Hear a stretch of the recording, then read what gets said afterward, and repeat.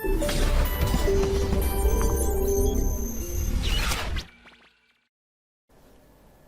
Students, आज शुरू करते हैं प्रक्षेप्य गति का वो हिस्सा जिसमें आप अगर प्रक्षेपण यानी प्रोजेक्टाइल को जब आप फेंकेंगे तो जहां से आपने जिस तल से आपने फेंका है उस तल में वो जाके नहीं गिरेगा। ठीक है, अभी तक क्या कर रहे थे, ग्राउंड से ग्राउंड का प्रोजेक्शन सीखा था हमने, यहां से फेंका और यहीं पर ही गिरा, ग्राउंड से फेंका आपने और ग्राउंड में जाके गिर गया। ठीक है, अब फेंकेंगे उठे हुए किसी तल से, ठीक है ना, एलिवेटेड प्लेटफॉर्म बोलते हैं, उठे हुए तल से फेंकोगे और गिरेगा नीचे कहीं पर, तब उस प्रकार के सवाल को कैसे करेंगे। ठीक है, तो उसको शुरू करते हैं। अभी तक ग्राउंड टू ग्राउंड कर रहे थे,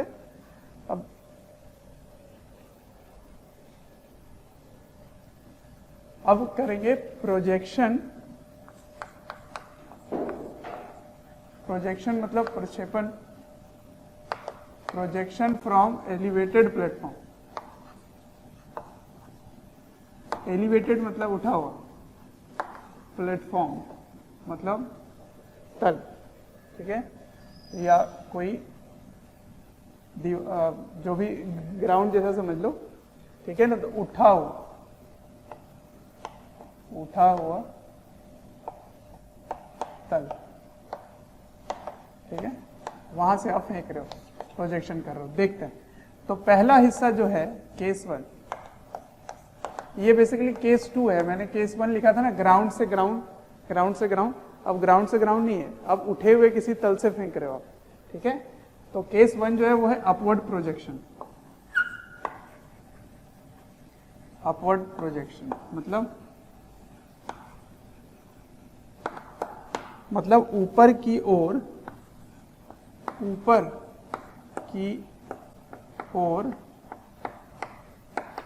फेंका गया। ठीक है, ऊपर की ओर फेंका गया। और अब समझते हैं वो तल किस प्रकार है। ठीक है, देखिए ये है ग्राउंड, ये वाला ग्राउंड है। ठीक है, इससे ऊपर एक तल है, यहां से चीजों को फेंकने वाले हैं। ठीक है ना, तो कुछ इस प्रकार फेंक रहे हो, इससे क्षैतिज से थीटा कोण ऊपर फेंक रहे हो, यू। ठीक है, और ये थीटा, ऐसे फेंक रहे हो। तो ये किस प्रकार जाएगा, ये ऐसे ऊपर जाएगा ऐसे, फिर ऐसे इस प्रकार नीचे गिर जाएगा। ठीक है ना, ऐसे इसकी गति होने वाली है। ठीक है, अब इसमें कैसे पढ़ाई करें, तो इसके लिए आप अक्ष बनाएंगे। ठीक है ना, तो ये एक अक्ष ले लो, इधर हो गया प्लस एक्स और इधर हो गया प्लस वाई। ठीक है, अब u के दो घटक होंगे, इधर वाला घटक होगा u cos थीटा और इधर वाला घटक होगा u sin थीटा। ठीक है ना, इस प्रकार होगा। और इधर क्या है g। ठीक है, इस तरह। तो देखो x और ये y अक्ष। ठीक है, देखो मैं बस आपको विधि बता रहा हूं, इसमें कुछ याद रखने वाली बात नहीं है। ठीक है ना, किस प्रकार करेंगे वो मैं सिखा रहा हूं आपको। तो देखिए, इसके लिए x अक्ष की ओर प्रारंभिक वेग ऊपर है, तो u x क्या हो गया, u sin थीटा। ठीक है ना, सॉरी u cos थीटा है।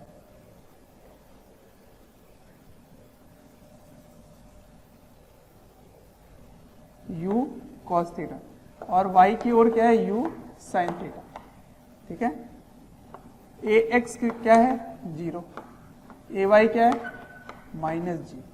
देख रहे हो, नीचे की ओर है और ये ऊपर की ओर आपने धनात्मक माना हुआ है, तो ये -g हो गया। ठीक है, अब x की दिशा में अपना लिख लोगे sx बराबर इंटू टी, क्योंकि a 0 है।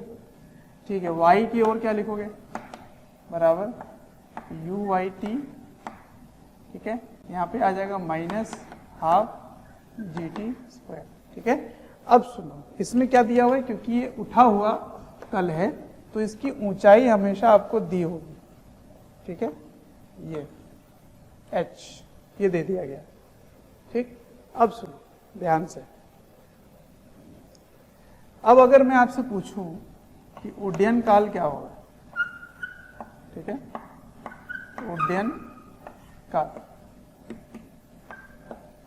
Time of flight, time of flight क्या होगा, मतलब कितनी देर वो हवा में रहा, ये अगर मैं पूछूं आपसे, तो टाइम ऑफ फ्लाइट के लिए वहां क्या क्या करते थे, याद करो, याद है आपको? यहां पर ऐसे आपने फेंका था, ठीक है, तो आपने बोला था कि जब t का मान t है तो sy का मान क्या होगा, 0 हो जाएगा।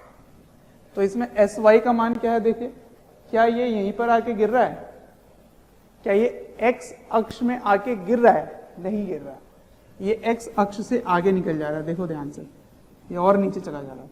तो आपने इस जगह पे 0 0 लिया था, तो उसके नीचे जा रहा है, इसका मतलब माइनस होगा। तो आप लिखोगे sy बराबर माइनस h, ये हो गया, ठीक है, ay बराबर माइनस g, ठीक है ना, ये सब कुछ खैर यहाँ लिखा हुआ है, ये सब लिखने की जरूरत नहीं है।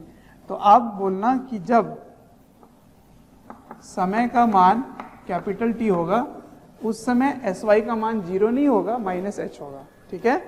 अब इसको सॉल्व कीजिए, इस सूत्र में यहाँ पर रख दीजिए सभी मान, तो इसको यहाँ रख के सॉल्व कर लो। तो minus h u sine theta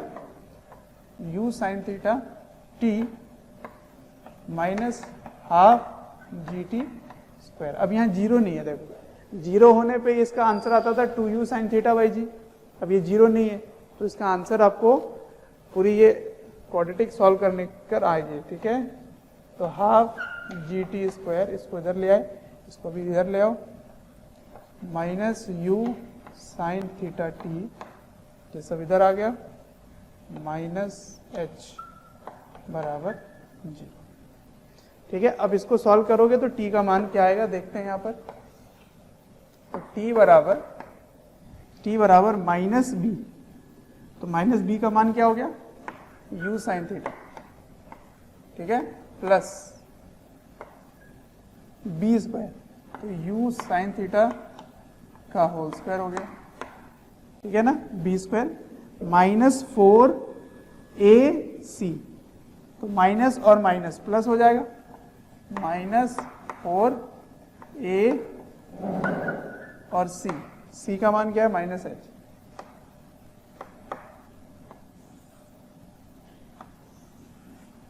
by 2a half g, ये a है, इसको 2 से मल्टीप्लाई कर दो, 2a, ठीक है ना। चलो अब इसको छोटा बना सकते हैं, अगर याद करना चाहो तो, तब के लिए बोल रहा हूं मैं, अगर याद करना चाहो। इसे मैंने माइनस इसलिए नहीं लिया क्योंकि ये बड़ा ही आएगा हमेशा, तो प्लस ले लो, u साइन थीटा का होल स्क्वायर प्लस, ये दोनों कट गए, प्लस 2gh बाई, ये कट गया g, ठीक है, इस प्रकार हो गया। t बराबर u sine theta plus u sine theta का होल स्क्वायर 2gh बटा g, ठीक है। अगर याद कर पाओ तो ठीक है, नहीं तो कोई प्रॉब्लम नहीं है, सभी चीज यहाँ पे दे रखी होंगी, आपको इसको सॉल्व करना है, ठीक है ना। किस प्रकार करेंगे, इस वेग के 2 घटक ले लेंगे, उसके बाद जब टाइम ऑफ फ्लाइट निकालना हो तो उस समय sy का मान h ले लोगे, तो इसका मतलब नीचे पहुंचने में समय कितना लगेगा, तो ये लगेगा, ठीक है, ये हो गया। अब अगर आपसे पूछा जाए कि इसकी क्षैतिज परास क्या होगी, तो क्षैतिज परास देखो कैसे निकालोगे, क्या ये रेंज है, नहीं, ये रेंज नहीं है, तो इसका मतलब आप u square sine 2 theta by G लिखेंगे तो सही आंसर नहीं आएगा।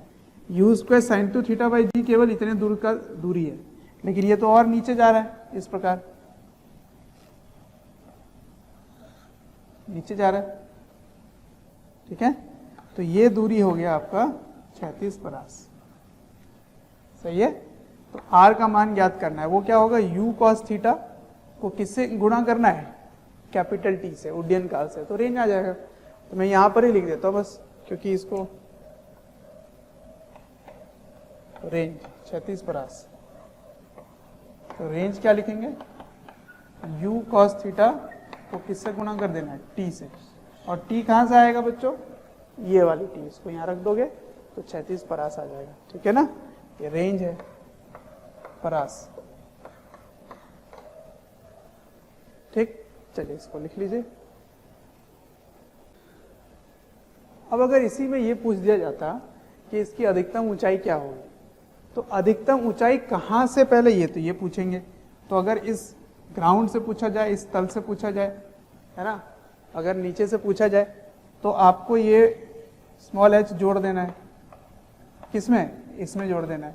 अब ये कैसे निकलेगा, तो ये चीज़ तो हमने पढ़ रखा है, ये h कैसे निकालोगे, तो उसके लिए क्या करते हैं, यहाँ पे v y का मान 0 हो जाएगा, केवल x अक्ष की ओर होगी, y दिशा में जो वेग है, अंतिम वेग, वो 0 हो जाएगा। तो उसके लिए क्या करोगे, एच मैक्स के लिए, एच मैक्स के लिए आप क्या करेंगे, तो वी वाई हो गया 0, वी वाई हो गया 0, तो एच का मान क्या आ गया, you sine theta, you sine theta जो है उसका होल स्क्वायर बटा 2g में क्या जोड़ देना है, बस आपको एच जोड़ देना। तो ये ग्राउंड से आ जाएगा, है ना, ग्राउंड से एच मैक्स आ जाएगा, ठीक। ये एच का मान अभी भी वही रहेगा जो पहले से था, ठीक है ना। तो हमने तीनों ही चीजें निकाल लिया, ओडियन काल निकाल लिया, परास निकाल लिया, अधिकतम ऊंचाई निकाल लिया, है ना। चलो, तो कुछ चीज याद नहीं करना, सिर्फ इसके तरीके को याद करना है कि कैसे करना है, ठीक है। तो इसमें बहुत कम है जो इस प्रकार के सवाल आएंगे। अगला करते हैं, अभी क्या कर रहे थे, ऊपर की ओर फेंक रहे थे, है ना, किसी थीटा से ऊपर की ओर।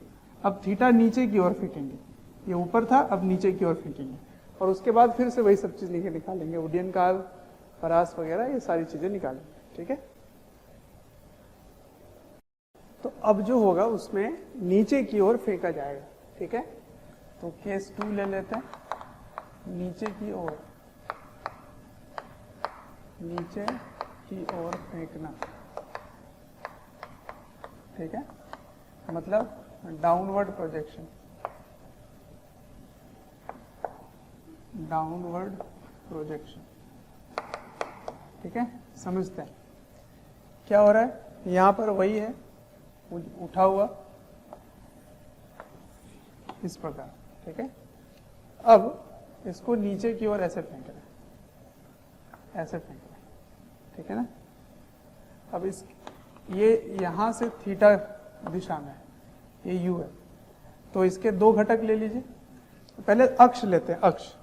तो मैं क्या बोल रहा हूं आपको कि हमेशा अगर वेग और त्वरण एक ही दिशा में होगी, प्रारंभिक वेग और त्वरण एक ही दिशा में होगी, तो वो उसको त्वरित करेगा, एक्सेलरेटेड होगा, ठीक है। तो इसके 2 घटक ले लीजिए, तो 2 घटक लेंगे तो एक आ गया इधर u cos थीटा, एक आ गया इधर u sin थीटा।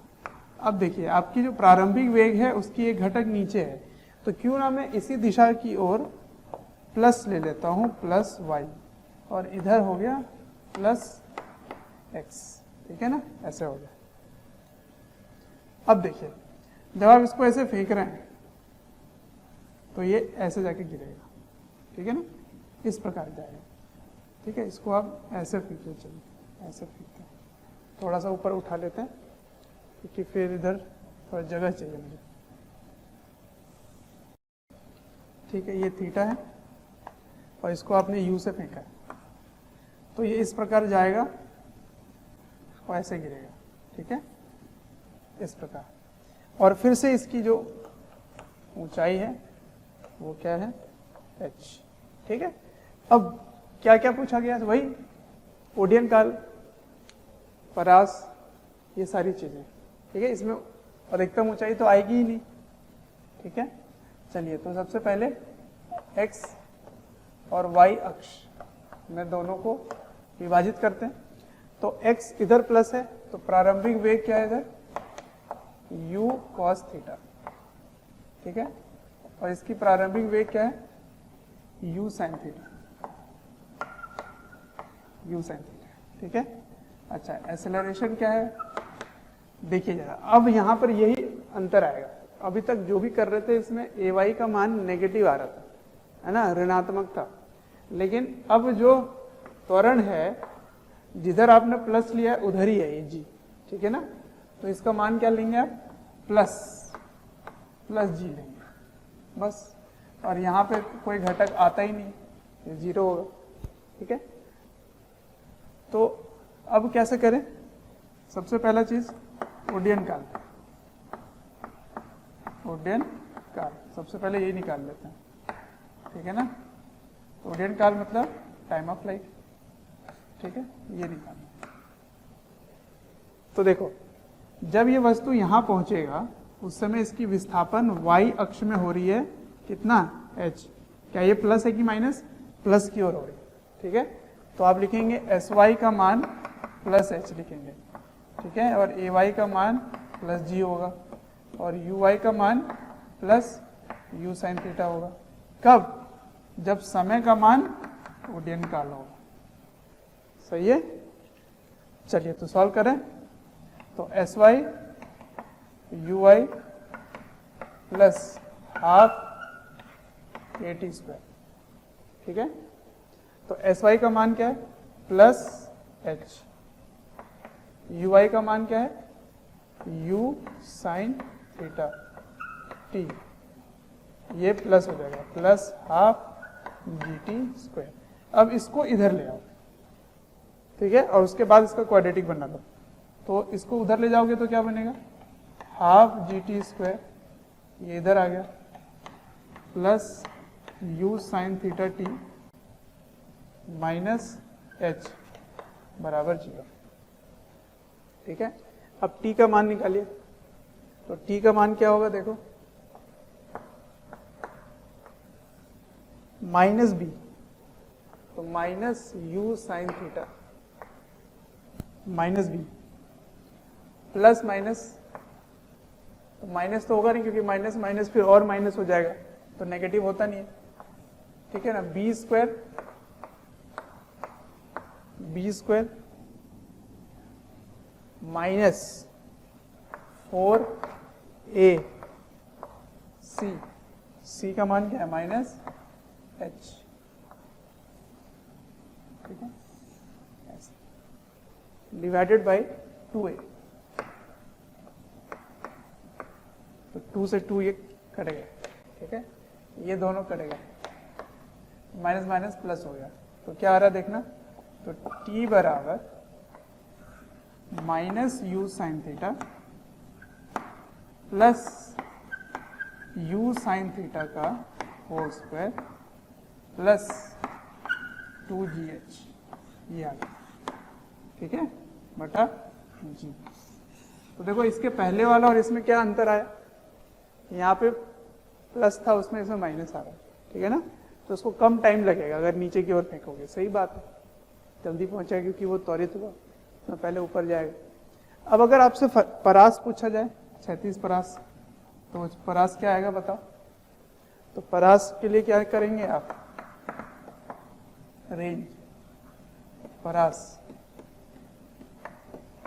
r किस प्रकार निकालेंगे, तो r बराबर क्या होगा, इस दिशा की ओर, तो u cos theta into t,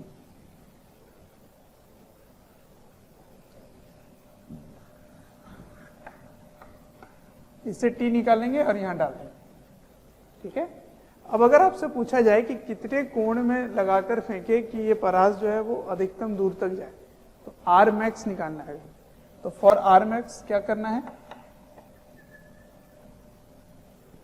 मतलब अधिकतम परास करने के लिए क्या करना पड़ेगा, आपको इसको डिफरेंशिएट करना पड़ेगा थीटा के साथ और इक्वल्स टू 0 पुट कर देना है, ठीक है ना, और थीटा निकाल लेना पड़ेगा, फिर थीटा आ जाएगा। इसको डिफरेंशिएट करके देखो, यहाँ भी थीटा है, यहाँ भी थीटा है, थीटा का एक फलन बन गया ये, तो डिफरेंशिएट कर लोगे, इक्वल टू 0 डाल दोगे, थीटा का मान निकाल लोगे।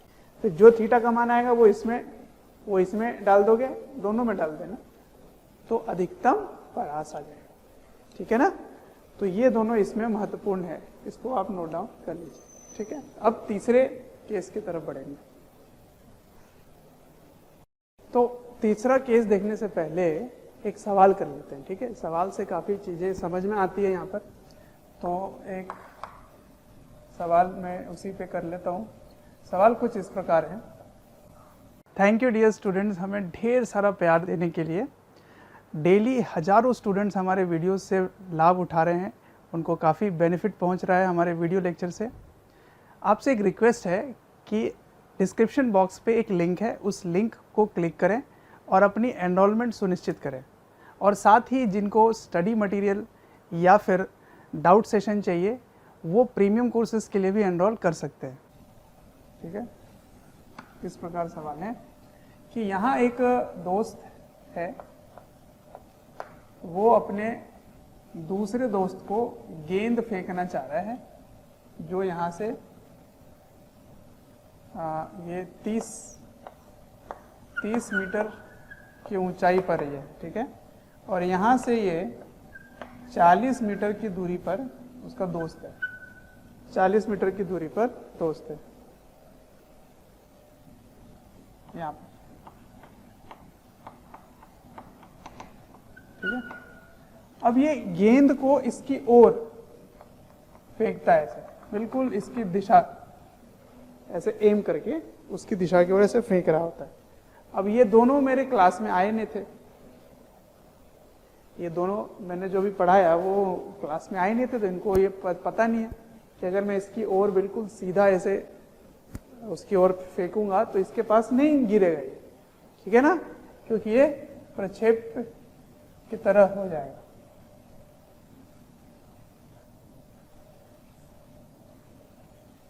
ऐसे, ठीक है, इस दिशा की ओर इसको फेंक रहे, तो ये यहां नहीं जाएगा ये, है ना, ये ऐसे जाकर ऐसे गिरेगा, प्रक्षेप बन जाएगा ना, प्रोजेक्टाइल बन जाएगा।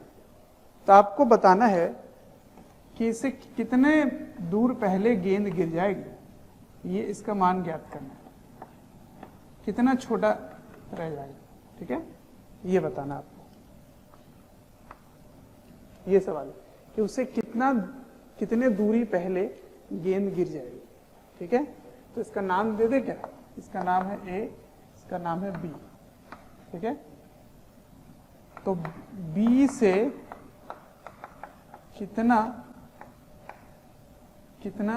कितने दूर पहले गेंद गिरेगी।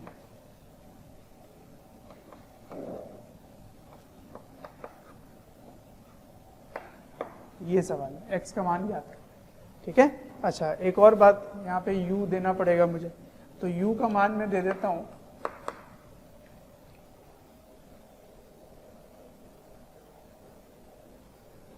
तो u का मान है 20 मीटर प्रति second.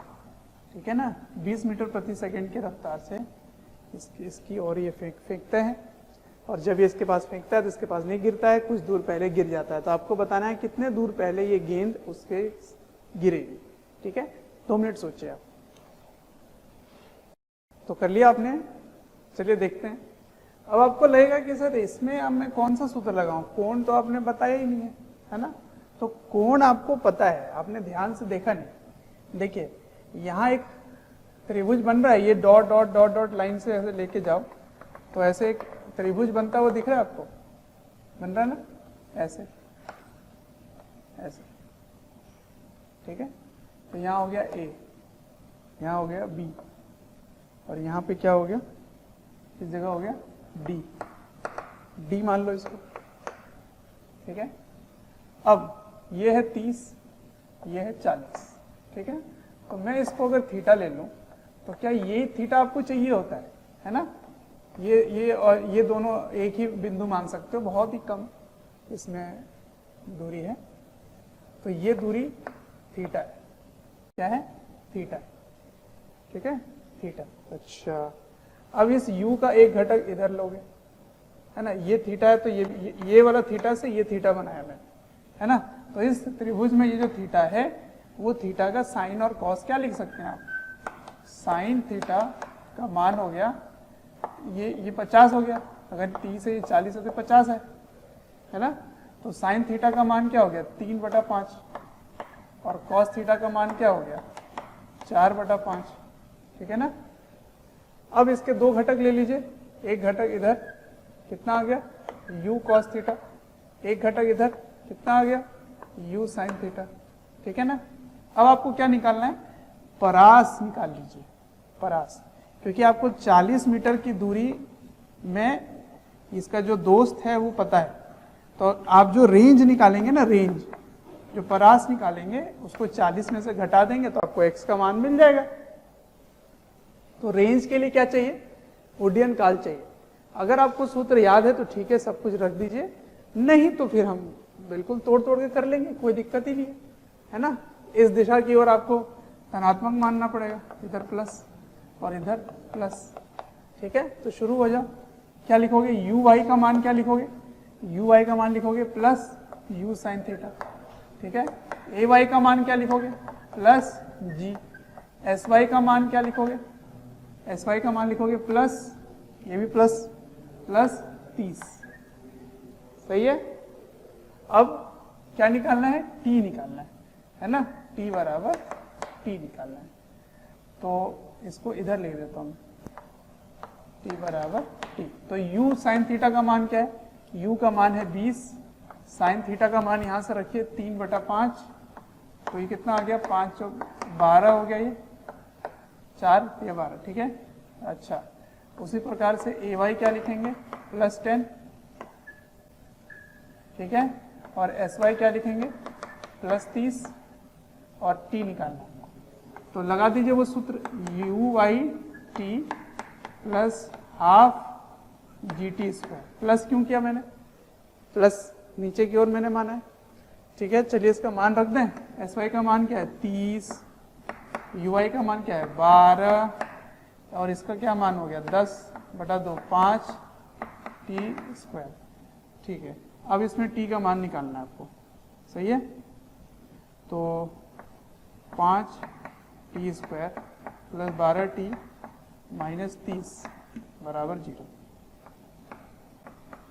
Minus B, minus 12 plus 12 का स्क्वायर प्लस 12 का स्क्वायर बी स्क्वायर हो गया, माइनस 4 ए सी, है ना, 4 ए सी।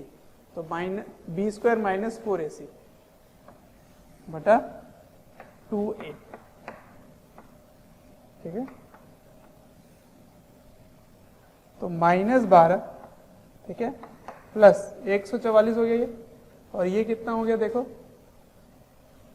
5 और 20, 20 और 30 600, तो 600 और 144 तो 744, 744 का स्क्वायर रूट, और नीचे क्या है 10, ठीक है।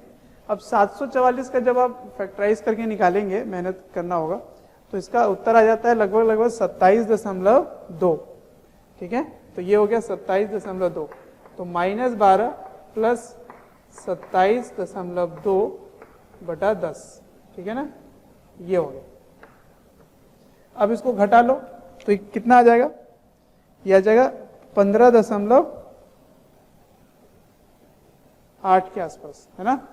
तो 15.5, तो टी का मान ये 15.5 मान लेता है, ठीक है ना।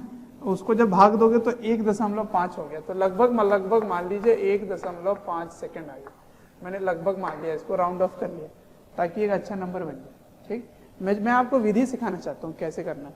तो यदि आपको सूत्र याद है तो सीधा इसमें डाल दोगे, सीधा यहाँ पहुंच जाओगे, नहीं याद है तो तोड़ तोड़ के कर लो, कोई दिक्कत नहीं है, ठीक है। अब आपको क्या निकालना है, परास। तो परास क्या होगा, u cos थीटा को t से गुणा करना है। u cos थीटा का मान बताइए क्या होगा, तो u का मान है 20, cos थीटा का मान है 4/5, और t का मान है 1.5, ठीक है। तो इसको हटा लेते हैं यहाँ से, ये हो गया 0 0 कट गया, अब 5 से काट दो 3 बार, ठीक है। तो 4 दूना 8, 8 तिया 24 मीटर। तो परास का मान कितना आ गया, 24 मीटर। तो ये 24 है और ये 40 की दूरी में है, तो शॉर्ट कितना रहा, कितने दूर पहले गिरेगा, तो x का मान हो गया 40 में से 24 को घटा दो तो हो गया 16 मीटर दूर पहले ही गिर जाएगा उस पर, उस तक पहुंच ही नहीं पाएगा, ये गेंद उस तक नहीं पहुंच पाएगी।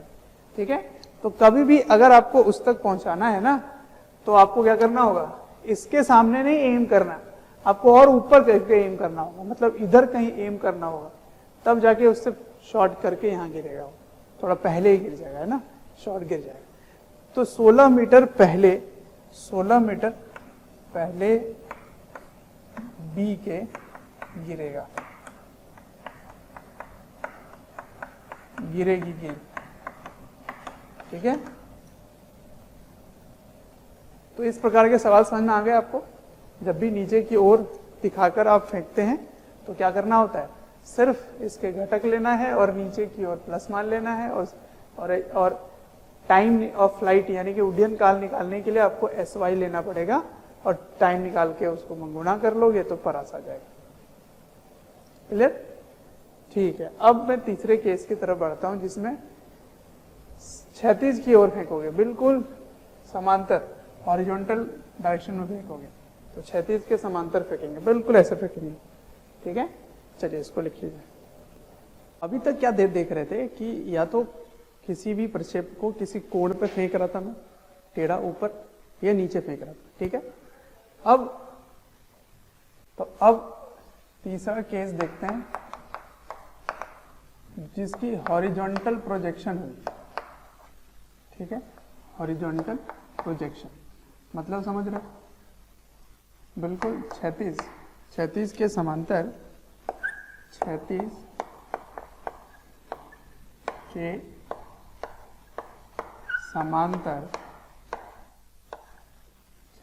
के समांतर प्रक्षेपण हो रहा है। ठीक है ना, इसके समांतर प्रक्षेप किया गया है। चलिए तो मैं आपको बताता हूं किस तरह से है। आप इस प्रकार फेंक रहे हैं,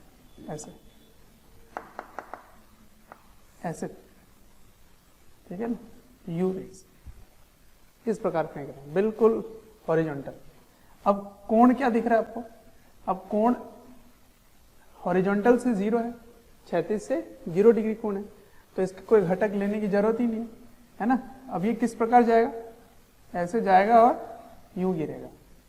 ठीक है, ऐसे, तो ये मान लीजिए h दूरी, ठीक है, h दूरी ऐसे।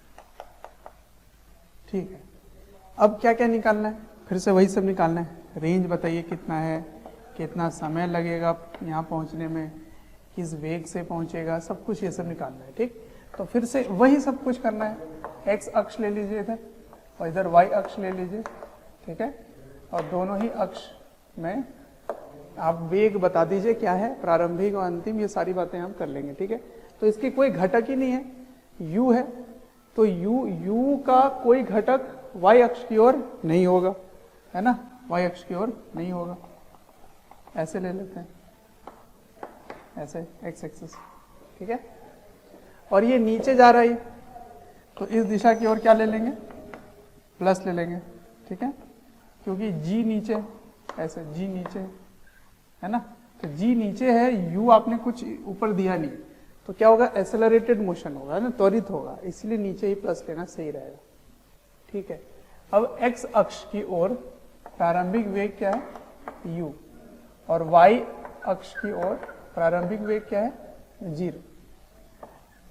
x अक्ष की ओर कोई त्वरण है ही नहीं, y अक्ष की ओर त्वरण प्लस g है। ठीक है, अब देखिए ध्यान से आपको x अक्ष की ओर जो दूरी निकालना है वो r है, और y अक्ष की ओर जो नीचे पहुंचेगा वो h है। तो अगर आपसे मैं समय पूछूं, सबसे पहले उड्डयन काल पूछता हूं, उड्डयन काल सबसे पहले निकाल लेते हैं, टाइम ऑफ फ्लाइट।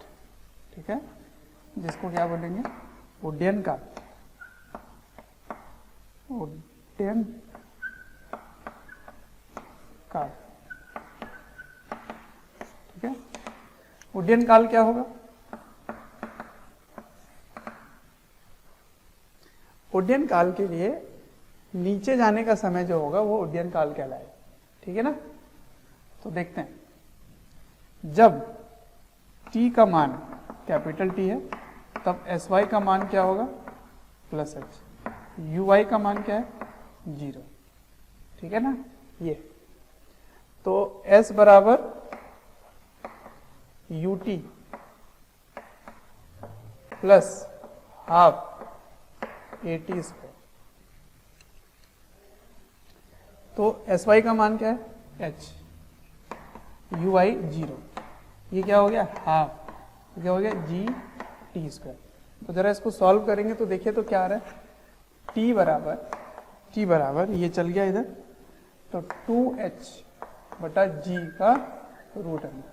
इसको आप याद रख सकते हैं और ये बिल्कुल वही सूत्र है जो एकदम ग्रेविटी के अंदर फ्रीली गिर रहा था, है ना। इसको अगर आप छोड़ दें केवल किसी गुरुत्वाकर्षण बल के कारण अगर वो चल रहा है नीचे, तो उसमें जो नीचे त्वरण आ रहा है वो g आ रहा है, तो नीचे जाने का समय क्या आता है? रूट के अंदर 2h/g। h दूरी, h विस्थापन नीचे की ओर करने का जो समय लगता है वो लगता है रूट अंडर 2h/g। तो देखो आपने इसको फेंका है इस दिशा में, या आप इसको ऐसे छोड़ दीजिए, दोनों में समय बराबर लगेगा। बहुत ही इंपॉर्टेंट पॉइंट समझ में आ गया हम लोग को कि टाइम ऑफ फ्लाइट, उड्डयन काल, सिर्फ और सिर्फ y अक्ष के वेग में ही निर्भर करता है। तो y अक्ष में वेग तो आपने कुछ दिया ही नहीं इसमें, आपने तो इधर दिया है। या इसको ऐसे छोड़ दीजिए, इस प्रकार अगर किसी वस्तु को छोड़ दीजिए ऐसे, तो अगर ये इस प्रकार नीचे गिरता है तो इसको भी समय उतना ही लगेगा नीचे जाने में जितना इसको लगेगा नीचे जाने में। ये बड़ा इंपॉर्टेंट पॉइंट समझ में आया, ठीक है। तो परास क्या लिखोगे? Range r। क्या लिखोगे परास? तो वो लिखोगे y अक्ष से समय निकाला, x अक्ष से वेग में गुणा कर दिया। तो उड्डयन काल वैसे और कुछ नहीं, y x अक्ष को उड्डयन काल से गुणा करते आए हैं, अभी तक यही करते आए हैं, यही होता है परास। तो परास कैसे निकालेंगे? तो देखिए u हो गया और t कितना है? 2h/g। तो ठीक है, बस इसको लिख कर रख लीजिए, याद आपको करने की जरूरत नहीं है ये वाला भी, सिर्फ आपको समय और वेग को गुणा कर लेना, ठीक है। ये भी समझ आ गया। अब इसमें कुछ एक्स्ट्रा बातें निकाल कर, सबसे पहला चीज, जब ये नीचे जा रहा है ना उस समय इसकी वेग क्या है? वेग, तो इसकी दो घटक होंगी, देखिए ध्यान से, ये इस प्रकार इस दिशा में जा रहा है, तो क्यों ना आप कोण भी बता दीजिए, अल्फा किस कोण में जाकर वो नीचे ग्राउंड में पहुंचेगा। तो उसके लिए आपको क्या करना होगा? इसके दो घटक लेने पड़ेंगे, एक अक्ष x अक्ष और y अक्ष। तो ये vy हो गया और ये vx हो गया। तो vx तो ux ही रहेगा क्योंकि त्वरण ही नहीं है x अक्ष में। तो ये कितना हो गया? ये u हो गया। अब ये निकालना है आपको, तो vy कैसे निकालेंगे? vy निकाल लेते हैं, चलिए। तो vy ये क्या होगा? तो vy निकालना है आपको, इसके लिए इसका इस्तेमाल करना पड़ेगा, है ना। तो vy के लिए क्या करेंगे? sy, तो vy स्क्वायर बराबर uy square plus 2as y, ठीक है। तो vy निकालना है, uy 0 है, ये 2gh हो गया। तो ये तो रूट 2gh हो गया, मतलब ये बिल्कुल फ्री फॉल वाला ही आंसर आ गया, है ना। तो vy क्या लिखेंगे? vy लिखेंगे रूट के अंदर 2gh, ठीक है। तो मैं अगला हिस्सा जो पूछ रहा हूं आपसे, वो पूछ रहा हूं कोण, एंगल ऑफ हीटिंग ग्राउंड, ठीक है ना। ग्राउंड मतलब इस तल को, इस तल में यहां पर हिट करने का कोण क्या होगा, ये कोण बताना आपको, किस कोण से वो इसको हिट कर रहा है, ठीक है। तो इसके लिए क्या करेंगे आप, यहाँ पे त्रिभुज बना हुआ ना, इस प्रकार मुझे दिखाना चाहिए ऐसे। प्यारे बच्चों, जब मैं कमेंट सेक्शन में जाता हूँ तो कुछ ऐसे लाइन हैं, कुछ ऐसे कमेंट्स हैं जो काफ़ी कॉमन है, और वो ये हैं कि सर एक इस चैप्टर का इस टॉपिक के बारे में वीडियो बना दें, या इस टॉपिक को थोड़ा सा इलेबोरेट करके समझा दें। तो प्यारे बच्चों, मैं आपसे रिक्वेस्ट करना चाहता हूँ कि सबसे पहले तो हमारे चैनल को सब्सक्राइब करें और बेल आइकन को हिट करें। इससे क्या होगा कि कोई भी नोटिफिकेशन आप मिस नहीं करेंगे। मैं ये इसलिए कह रहा हूँ क्योंकि जिस टॉपिक के बारे में आप पूछ रहे होते हैं या आप रिक्वेस्ट कर रहे होते हैं, वो हमारे चैनल्स में ऑलरेडी वीडियोज़ हैं।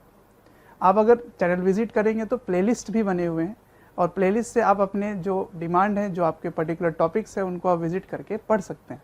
ऐसा समझ रहे होगे ऐसे। तो इसका tan अल्फा कैसे निकालेंगे? इसका tan अल्फा, ये अल्फा है तो ये u हो गया, और ये क्या आ गया √2gh।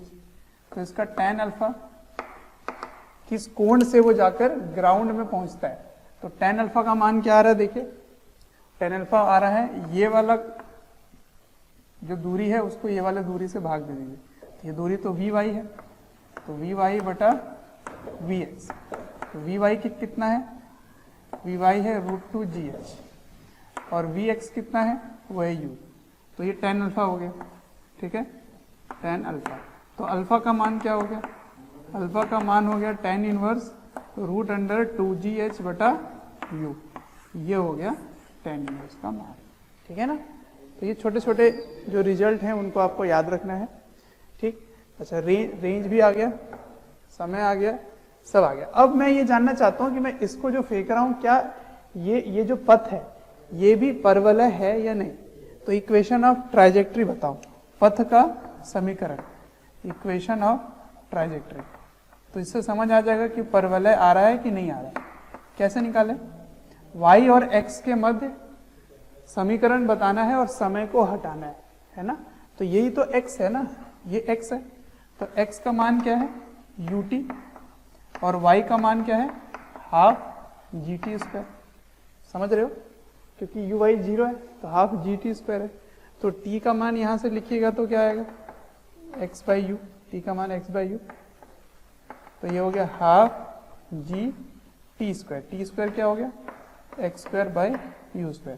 तो y is proportional to x² आ रहा है। इसका मतलब वो परवलय है, पैराबोला है, पैराबोला, ठीक है ना, परवलय।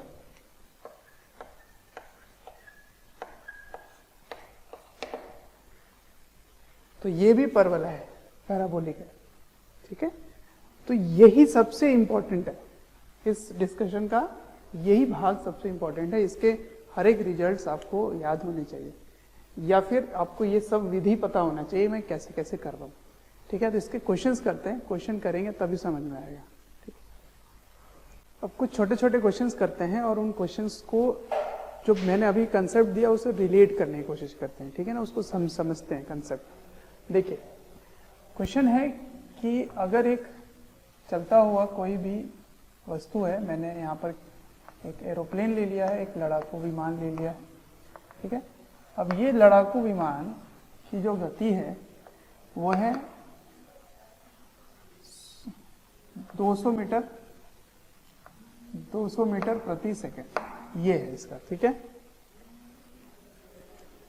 ये इसकी रफ्तार है। अब ये h मीटर ऊपर, h का मान है 100 मीटर, 100 मीटर की हाइट से यहाँ से इसके इस जगह को देखा कि यहाँ पे आर्मी है, मतलब यहाँ पे दुश्मन का टेंट है, और ये चलता हुआ है, और यहाँ से इसने बॉम्ब को गिरा दिया, ठीक है ना। मान लीजिए ये बॉम्ब है, इसने इसके ऊपर गिरा दिया है ना, ड्रॉप कर दिया ऐसे। तो क्या ये बॉम्ब यहाँ पे गिरेगा? आंसर इज नहीं गिरेगा। क्यों? क्योंकि ये खुद भी चल रहा है ऐसे 20 मीटर प्रति सेकंड की रफ्तार से, ठीक है, और ये 100 मीटर ऊपर जाकर इसको गिरा रहे हैं, ठीक है ना। 100 को 500 मीटर कर दो, हाँ 500 कर दो तो अच्छा रहेगा। 500 मीटर ऊपर इसको गिरा रहे, 500 मीटर ऊपर से ही गिरा रहे। तो अभी तक क्या होता था, अगर आप इसको गिराते थे तो सीधी रेखा में वो नीचे जाता था, और ये खुद भी आगे चल रहा है, और चलते हुए जब आप इसको गिराओगे तो इसकी वेग ये ले लेगा, ये जो बॉम्ब है ना वो इसकी वेग ले लेगा। याद करो वो बलून वाला मैंने कराया होगा क्वेश्चन। तो किसी भी चलते हुए किसी वस्तु से कोई सामान अगर गिरता है तो उसकी वेग को, उस ताक्षणिक वेग को वो ले लेता है, इंस्टेंटेनियस वेलोसिटी को लेता है, और कुछ भी नहीं लेता है, त्वरण वगैरह कुछ नहीं लेगा। ठीक है, तो ये इसका वेग आ गया इसमें। इसका मतलब मेरे लिए सवाल क्या हो गया कि h हाइट ऊपर से आपने क्षैतिज दिशा की ओर u वेग से बॉम्ब को फेंका है, तो ये इस तरह से जाएगा और यहाँ गिरेगा। ठीक है, तो आपको वो बताना है कि ये टारगेट है जहां आपको हिट करना था, तो टारगेट से कितने दूर तक जाकर बॉम्ब गिरेगा, ये सवाल है। ठीक है, तो डी का मान आपको ज्ञात करना है। तो सवाल क्या है कि इस टारगेट से जिसको हिट करना था, जिसको मारना था, उससे कितने दूर जाकर बॉम्ब गिरे, ये बताना है। तो आपके लिए सवाल वही हो गया ना, इसका आप क्या निकालना है, ये परास निकालना है, क्षैतिज परास। तो आपको सबसे पहले क्या करना पड़ेगा, अगर आपको याद है तो ठीक है, नहीं तो कोई बात नहीं। तो इसको करने का विधि क्या है, तो R बराबर U इंटू टी। ठीक है ना, अब T कैसे निकालेंगे, U तो चलो 200 हो गए, T कैसे निकालेंगे, T निकालेंगे अंडर रूट 2h बाई जी। याद आ रहा है, 2h बाई जी। तो ये क्या हो गया, हाँ तो अंदर में 2 500 बटा जी का रूट। ठीक है, तो ये कितना हो गया, ये एक जीरो कम हो गया, तो 50 इंटू 2 100, तो रूट 100 कितना हो जाएगा, तो रूट 100 हो जाएगा 10। तो इसका मतलब 2 किलोमीटर दूर जाकर, यहां से 2 किलोमीटर दूर जाकर गिरेगा वो, समझ रहे हो कितना टारगेट दूर गिरेगा। तो यही डी का मान होगा। ठीक है, तो कितना आसान है ये सब सवाल। ठीक, समझ आ गया, लिख लेंगे इसको। ठीक है, लिखिए, अगला सवाल बताता मैं। चलिए अगला सवाल देखते हैं। अगला सवाल कुछ इस प्रकार है कि यहाँ पर एक बिल्डिंग है और इधर एक दूसरे बिल्डिंग की छत है। ठीक है, वो यहाँ ऐसे, इसके बीच में यहाँ की जो दूरी है, ये दूरी मान लो b है। ठीक है, और इसकी जो ऊंचाई है ये है h। ठीक है, अब यहां से एक तूफानी लड़का, वो थम्स अप का ऐड वाला जो बच्चा है, वो दौड़ रहा है ऐसे। ठीक है,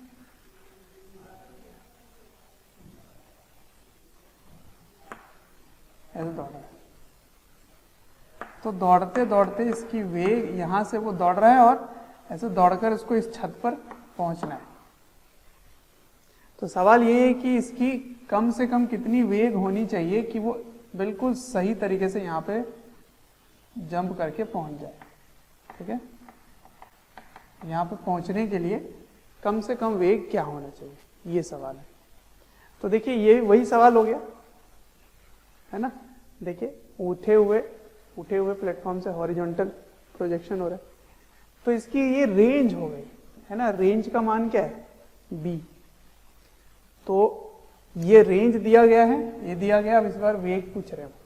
ठीक है ना, तो कम से कम की बात हो रही है, या सेफ वहां पे कूदने के लिए u का मान क्या होना चाहिए, ये सवाल है। तो आप क्या करेंगे, सबसे पहले t निकालेंगे। तो t क्या होगा, तो t तो वही होगा 2h बटा g होगा, ये t हो गया। अब उतने t में इसकी दूरी b होना चाहिए, है ना। तो आसानी से पहुंचने के लिए u गुना t का मान बड़ा या बराबर किसके होना चाहिए, b के। तो फिर u का मान क्या हो गया, u का मान b बटा t हो गया, और t का मान ये रहा, इसको यहां रख दीजिए तो क्या आ रहा है देखिए, u की मान b 1/3, तो रूट जी बटा 2h ये होना चाहिए, ठीक है ना।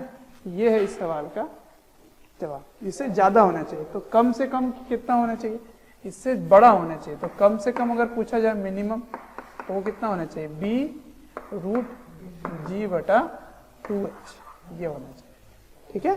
तो आ रहा है समझ, देख रहे हो कैसे वो सारी चीज़ें यहाँ पे रिलेट हो रही है, क्लियर है, ठीक है।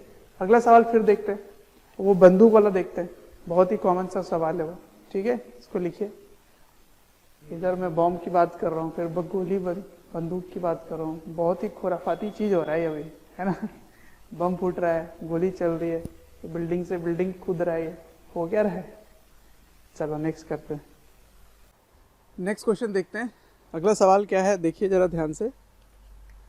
इस बार आपको एक चीज़ पता चलेगा कि कभी भी अगर आप किसी बंदूक से, किसी गन से हिट करते हैं, है ना, मारते हैं ऐसे गोली, तो मान लीजिए आपको यहाँ से 100 मीटर की दूरी में, 100 मीटर की दूरी में आपको टारगेट, ये टारगेट है आपको टी, इसको मारना है, ठीक है ना। तो यहाँ से जो गोली निकलेगी, ये गोली का वेग 200 मीटर प्रति सेकंड है, ठीक है।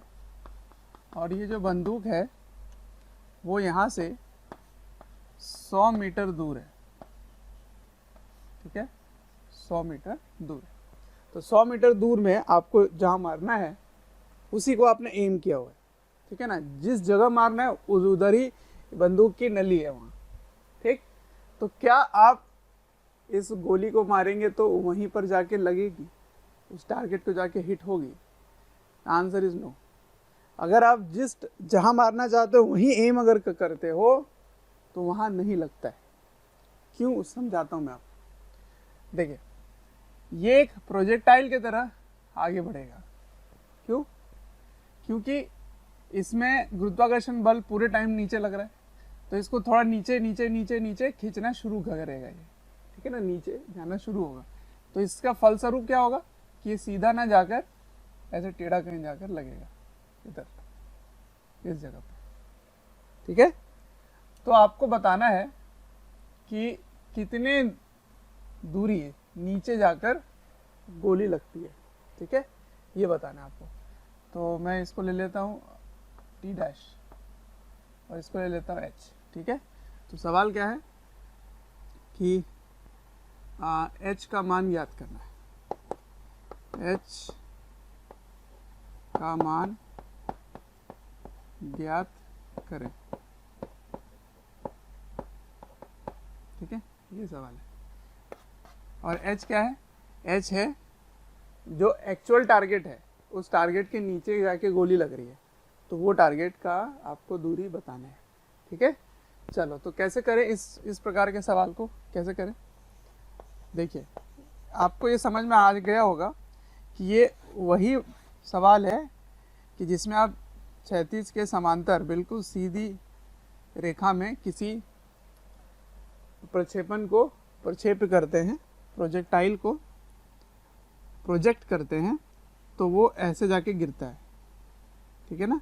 तो सीधा फेंकते हो तो ये इस प्रकार गिरता है। तो ये हो गया एच, याद आ रहा है, और ये हो गया आर, याद आ रहा है। तो आपको वही आर का मान ही ज्ञात करना है, ये आपके लिए आर हो गया।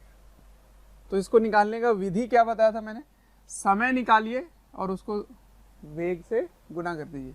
तो समय, नीचे जाने का समय निकालिए, तो नीचे जाने का समय मतलब इस दिशा में जो समय होगा वही नीचे जाने का समय होगा। इसमें उल्टा मैंने किया था, नीचे जाने के समय को क्षैतिज दिशा में जो समय है उसे गुना किया था। यहाँ मैं उल्टा करने वाला हूँ, इस दिशा में वेग पता है आपको और इस दिशा में दूरी भी पता है, तो आप इस दिशा में यहाँ पहुँचने का समय निकाल सकते हैं। क्योंकि गुरुत्वाकर्षण बल नीचे है तो गुरुत्व त्वरण जो है वो नीचे है ना, लंबवत है, तो क्षैतिज दिशा में तो उसका कोई घटक नहीं होगा।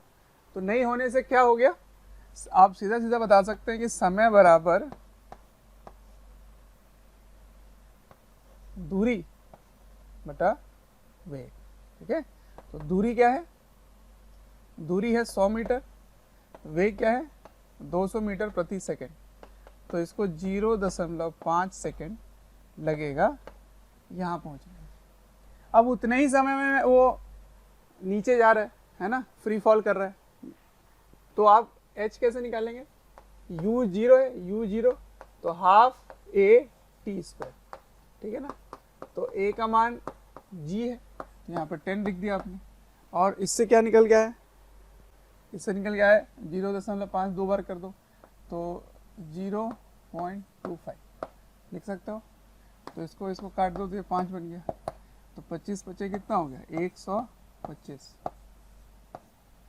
है ना, इतना मीटर, मतलब 125 सेंटीमीटर, 125 सेंटीमीटर नीचे जाएगा वो गोली।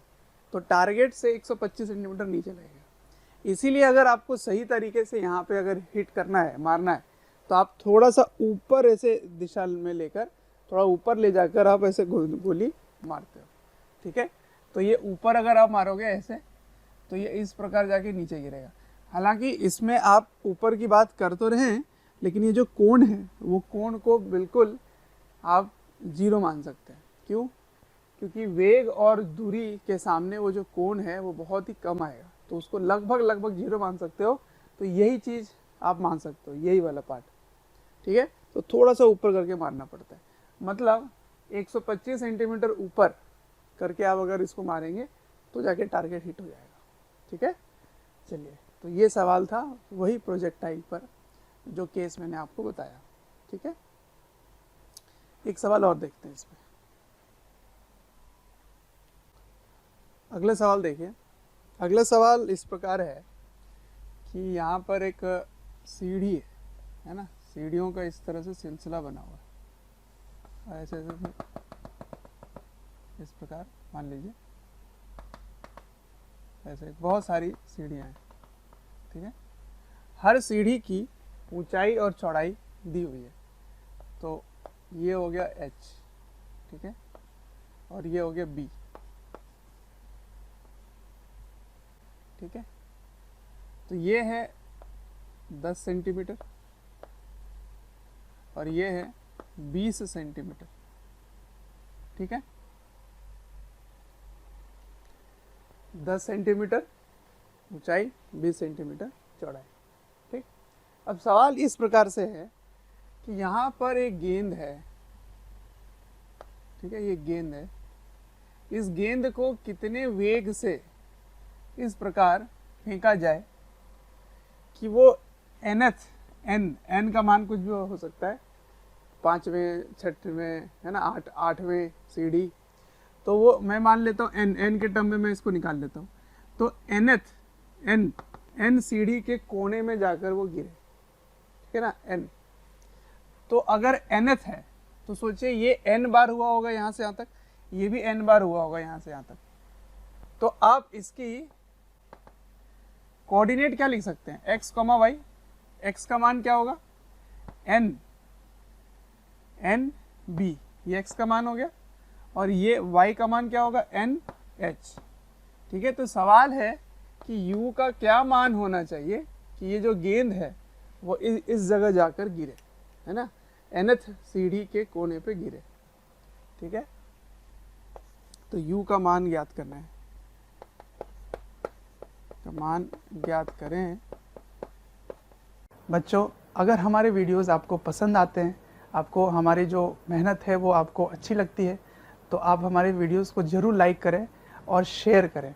शेयर इसलिए मैं करने बोल रहा हूँ क्योंकि आपके शेयर करने से ज़रूरतमंद बच्चों तक ये वीडियोस पहुँच सकता है, जिनको एक पर्टिकुलर टॉपिक काफ़ी वीक लग रहा है, या एक ऐसा चैप्टर है जिसके बारे में एक पर्टिकुलर टॉपिक उनको अच्छे से पढ़ना है, तो उन तक पहुँच सकता है ये। अंत में मैं आपसे यही कहना चाहूँगा कि आपके स्नेह, अफेक्शन, प्यार देखकर हमारी पूरी मोशन की टीम काफ़ी मोटिवेटेड है। आपको क्वालिटी कंटेंट देने के लिए, ताकि वह nth सीढ़ी के कोने पर गिरे।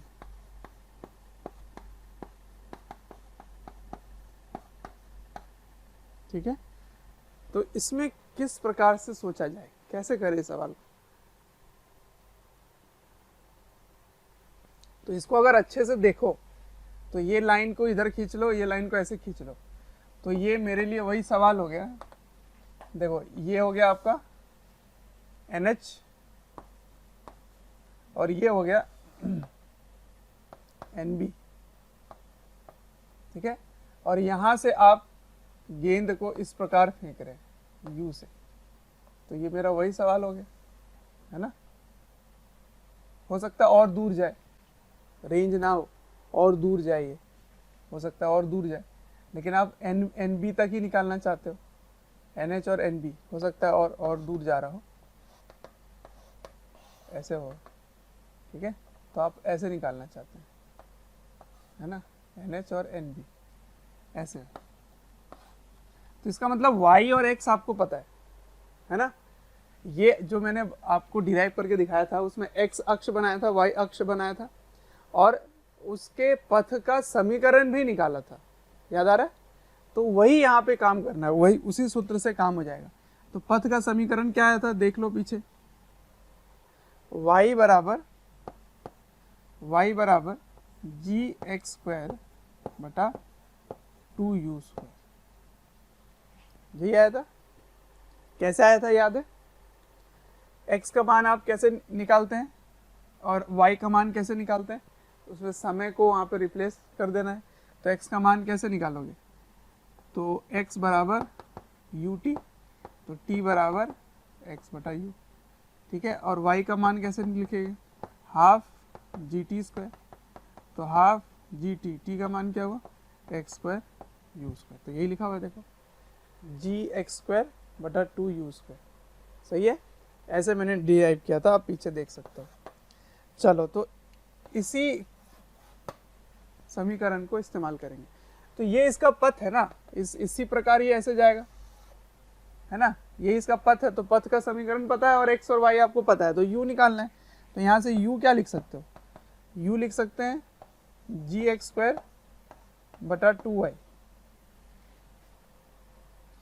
x का मान क्या है, x का मान है NB और y का मान क्या है NH। तो ये हो गया x का मान और ये हो गया y का मान। ठीक है, रख दीजिए। तो रखने पे क्या है, g x कितना है n² b²। ठीक है, बटा 2, y का मान क्या है NH। ये हो गया। अब इसमें से आपको h और b मैंने दे रखा है, तो चलो रख दे यहाँ पर। तो u बराबर क्या होगा, तो रूट के अंदर आ जाएगा ये, तो ये दोनों रूट से बाहर आ जाएंगे। ठीक है, हालांकि सॉल्व कर सकते हैं, कर लेते हैं। चलो, तो ये क्या बना, g n, तो एक n यहाँ से कैंसिल हो गए, ये और ये हो गए कैंसिल यहाँ पे। ठीक है ना। उसके बाद देखिए, उसके बाद ये है कि एक n गया यहाँ 20 पे। b का मान क्या है, देखिए b का मान 20 सेंटीमीटर है, तो 0.2 दो बार गुणा कर दिया मैंने, मीटर हो गया। उसके बाद 2 × h, तो 2 को ऐसे ही रखो। h का मान क्या है 10 सेंटीमीटर, तो 0.1 मीटर, ऐसे हो गया। ठीक है, तो ज़रा इसको काट लो, देखो क्या आता है। 1 दशमलव यहाँ से गया तो ये बन गया 10, 10 और 10 कट गए, 2 और 2 कट गए। सही है। उसके बाद देखो, यहाँ से 1 दशमलव गए, तो u का मान क्या आया, तो रूट के अंदर 2n, ये आ गया u का मान। ठीक है। अब मान लीजिए मैं यहाँ पे एक सवाल देता आपसे, इस प्रकार देता कि गेंद को कितने वेग से फेंका जाए कि वो तीसरे सीढ़ी में जाकर गिर जाए। कम से कम वेग क्या होना चाहिए कि वो तीसरे सीढ़ी में जाकर गिरे। तो आपको ये लग रहा होगा कि मैंने n का मान दे रखा है 3, तीसरे सीढ़ी पे मुझे पहुंचाना है, तो n का मान दे दिया मैंने 3। नहीं, अगर इस प्रकार लिखा रहेगा ना कि अगर चौथे सीढ़ी में पहुंचाना है, पांचवें में जस्ट पहुंचाना है, तो आपको जस्ट पहुंचाना है, इसका मतलब क्या हुआ, तीसरे में अगर मुझे पहुंचाना होता है, सपोज यहाँ ये मेरा तीसरा है, तो मैं इस प्रकार फेंकता कि दूसरे के कोने तक पहुंचे, यहाँ तक पहुंचे, और जस्ट मिस करके इधर गिर जाएगा। आया समझ में? तो अगर मुझे तीसरे में पहुंचाना है तो मुझे दूसरे सीढ़ी को जस्ट पार करना है, तभी मैं तीसरे में पहुंच जाऊंगा। अगर मुझे चौथे सीढ़ी में पहुंचाना है तो तीसरे सीढ़ी को मुझे जस्ट पास करना पड़ेगा। इसका मतलब अगर मैं आपसे पूछता, एग्जाम्पल लिख लेते हैं, अगर तीसरे सीढ़ी में गेंद को पहुंचाना हो तो न्यूनतम वेग u मिनिमम क्या होगा? u मिनिमम न्यूनतम वेग क्या होगी? तो न्यूनतम वेग इतना होना चाहिए कि उसके लिए n का मान 2 होगा, 3 नहीं होगा। ठीक है, तो दूसरे सीढ़ी के कोने को जस्ट वो टच करता हुआ निकल जाएगा, तो वो यहाँ पर ही गिरेगा, तीसरे में ही गिरेगा।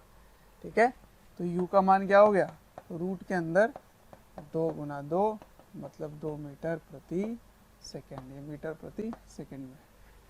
आया सवाल समझ में? तो थोड़ा सा लेवल बढ़ा रहा हूँ मैं धीरे धीरे। तो इस प्रकार के सवाल में ना समीकरण का, पथ का जो समीकरण है वो काफ़ी लाभदायक होता है। ठीक है, तो ये छोटे छोटे फॉर्मूले जो मैंने डिराइव करके रखे हैं इस वाले केस में, वो बहुत इम्पोर्टेंट है। ठीक है, चलो तो समझ में आ गया होगा जहाँ तक मुझे उम्मीद है। ठीक है, अब इस पे लास्ट कंसेप्ट देखते हैं।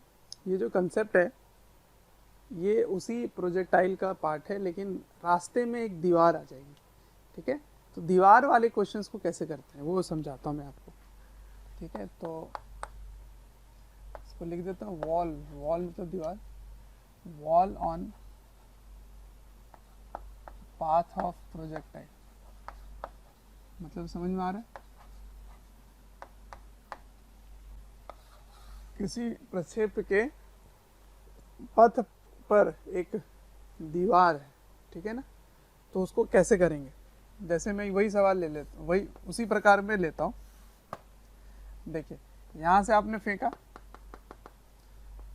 इस प्रकार से u वेग से, ठीक है, तो इसको ऐसे जाना चाहिए था, ठीक है ना, इस प्रकार जाना चाहिए था। लेकिन क्या हुआ कि इसके इस इतने दूर पर एक दीवार है, ठीक है ना, एक दीवार है, और ये जो दीवार है ये इलास्टिक टाइप का दीवार है। इलास्टिक कोलिजन इसमें पढ़ोगे आगे जाके। इलास्टिक कोलिजन का मतलब है ऊर्जा में कोई भी कमी नहीं होना। जिस चाल से, जिस वेग से वो दीवार में टकराएगा उतने ही चाल से वो लौट कर जाएगा। इसका ये मतलब है, इतना समझ लो। इलास्टिक कोलिजन में ऊर्जा का कोई भी लॉस नहीं होता। ठीक है, तो अगर ये दीवार यहाँ पर है तो अभी भी ये इसी रास्ते में जाएगा। ठीक है ना, तो आप इसको कंप्लीट कर लेना कि ऐसे इसको जाना चाहिए था, लेकिन वो जा नहीं पाएगा क्योंकि यहाँ पे दीवार आ गई है। ठीक है, तो आप क्या करो, जैसा इधर है वैसा ही इधर बना लो, ऐसे बना लो। ठीक है, तो इस प्रकार होने वाला है। समझ में आया क्या मैं कहना चाह रहा हूँ?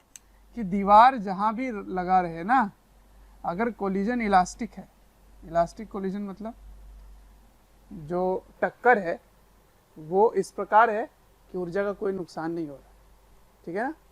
तो इस प्रकार के टक्कर जिसमें जिस जिस चाल से वो हीट कर रहा है, टक्कर खा रहा है, उतने ही चाल से वो लौटकर वापस आ जाएगा। तो उस प्रकार के कोलिजन को क्या कहते हैं? इलास्टिक कोलिजन, ठीक है। खैर इसके बारे में ज़्यादा डिटेल नहीं जानना। तो कहना ये चाह रहा हूँ मैं कि आ जाने के कारण ये है कि उसके इधर जिस प्रकार होगा प्रतिबिंब जैसा बना दो, ठीक है ना। तो दर्पण का प्रतिबिंब है ना, अगर कोई बिंब है और वहाँ पे एक प्लेन मिरर है ना, एक दर्पण है, तो जिस प्रकार दर्पण के इस साइड में है उसी प्रकार दर्पण के पिछले वाले हिस्से में भी प्रतिबिंब दिखाई देता है, ठीक है।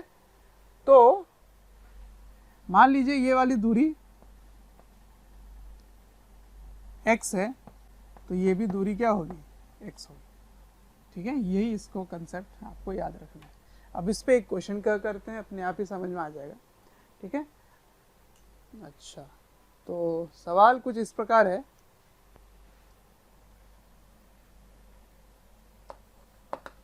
सवाल देखिए।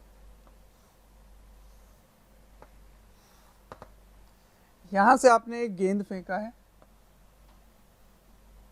ठीक है, जिसकी चाल है 7 मीटर प्रति सेकेंड, ठीक है, और ये 5 मीटर ऊपर है, ठीक है। h का मान हो गया। अब यहां से 3 मीटर की दूरी पर, 3 मीटर की दूरी पर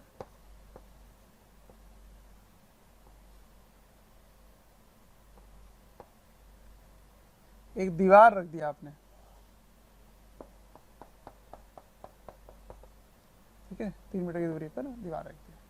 तो आपको बताना है कि ये जो गेंद है वो कहाँ जाके गिरेगी, ठीक है, मतलब इधर कहीं आके गिर रहा है, यहाँ फाइनली रुक रहा है मान लीजिए, ठीक है।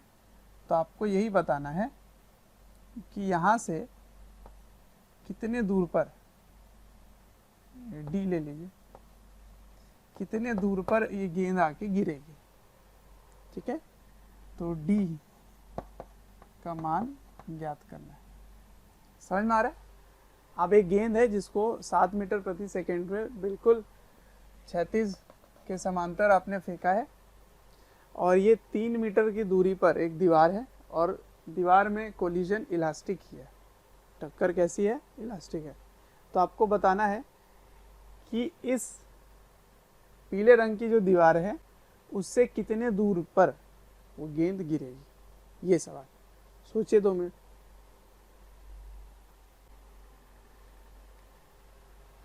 हो गया? देखिए इसी प्रकार होने वाला है, तो चलो इसको ऐसे लेके जाते हैं। यहाँ गया, अगर ये कंप्लीट जाता तो कहाँ गिरता? इधर। तो पहले ये जो x है ये यहाँ से यहाँ तक 3 है, ठीक है ना। तो इसको मैंने x ले लिया, देखो ये x है, तो ये इधर ही जाके गिरेगा ना, ऐसे इस प्रकार गिरेगा, ऐसे चल रहा है, ऐसे गिरेगा। तो ये अगर x है तो क्या ये भी x होगा? बिल्कुल होगा, x यही होगा। तो इसका मतलब मेरे सवाल का जवाब है 3 में से x को घटा देना है, या x का ही मान निकाल लीजिए। चलिए सबसे अच्छा, नहीं 3 नहीं, फिर मुझे कुछ और लेना पड़ेगा। 3 नहीं लेते हैं, इसको ले लेते हैं 8 मीटर। अब सही होगा, हाँ ठीक है, 8 मीटर। चलो, तो सबसे पहले क्या करना होगा? सबसे पहले आपको यहाँ से यहाँ तक का रेंज निकालना पड़ेगा। यही तो रेंज होगा, और रेंज में कोई कमी नहीं आएगी, चाहे आप दीवार रखें या ना रखें, है ना। इसकी जो परास है वो वही रहेगी, ठीक है, परास वही रहेगी। तो परास निकालते हैं। परास याद है क्या आपको? u √2h/g। तो u का मान क्या है 7। अच्छा ये कितना है 2 5, h का मान क्या है 5/10, ये दोनों तो कट गए तो जवाब क्या आ गया 7 मीटर। मतलब ये r का मान क्या है 7, नहीं तो फिर ये 8 नहीं होना चाहिए, फिर इसको 6 ले लेते हैं,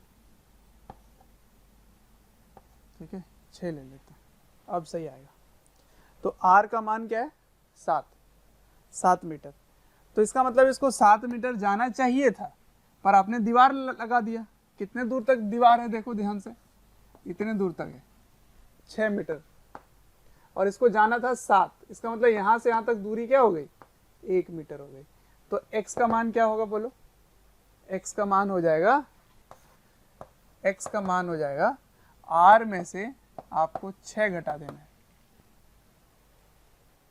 ठीक है ना। तो r में से 6 घटाए तो कितना आ गया 7 में 6 गया तो 1 मीटर। इसका मतलब 1 मीटर ये इधर है, तो 1 मीटर इधर भी जाएगा। तो d का मान क्या हो गया 6 में से 1 गया 5, तो d का मान हो गया 6 माइनस 1 मतलब 5 मीटर।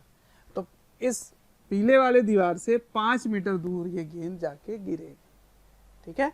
तो इस प्रकार के सवाल देखा जाए तो बहुत ही कॉम्प्लिकेटेड लगता है, बहुत टफ, पर कुछ भी नहीं करना है। कंसेप्ट क्या याद रखना है कि दीवार से टकराकर अगर दीवार नहीं होता तो किस प्रकार जा रहा होता, इसको समझ लो। और दीवार को हटाकर जिस प्रकार का पथ होगा, दीवार को लगाओगे तो वो प्रतिबिंब की तरह आप इसको ट्रीट कीजिएगा, ठीक है। तो इधर इसकी एक पथ जिस प्रकार यहाँ है उस प्रकार इधर गिरेगी, ठीक है ना। तो दर्पण का प्रतिबिंब उस प्रकार का आप बना लेंगे, मिरर इमेज बना लेंगे, ठीक है ना। तो वही मैंने काम किया, ये इस प्रकार यहाँ पे जाके गिरना था, ये इसकी परास होनी थी, तो जितना दूर यहाँ से यहाँ गिरेगा उतना ही दूर इधर जाके गिरेगा। ये तभी कह सकते हो आप जब इलास्टिक कोलिजन है ना, जब टक्कर इस प्रकार है कि उसमें कोई भी ऊर्जा का नुकसान नहीं हो रहा, ठीक है। तो ये हो गया r। तो r का मान आपने उसी सूत्र से निकाला। ये कैसा आया पता चल रहा है आपको, ये आप पीछे देख सकते हैं जो भी मैंने नियम सिखा रखा है आपको। और अगर नहीं याद है तो इसमें मैं कर रहा हूँ r बराबर u और उड्डयन काल से गुना कर रहा हूँ। उड्डयन काल क्या होगा, यहाँ से यहाँ तक का जो समय वही होगा। तो वो कैसे निकाला मैंने, रूट के अंदर 2h/g, उसको u से गुना कर दिया। तो r का मान 7 आ गया।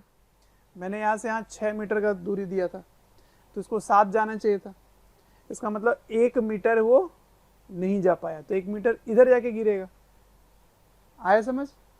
अब 6 में से 1 को घटा दिए तो 5 आ गया, तो 5 मीटर की दूरी पर गेंद नीचे गिरेगी, ठीक है।